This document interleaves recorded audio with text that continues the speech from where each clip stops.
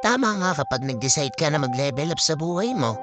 Sa ayaw at sa gusto mo, aalis ka talaga sa comfort zone mo.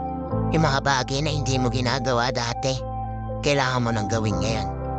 When you ask for growth, babatuin ka ng mga challenges sa life na akala mo hindi mo kaya. Dito talaga masusubok ka.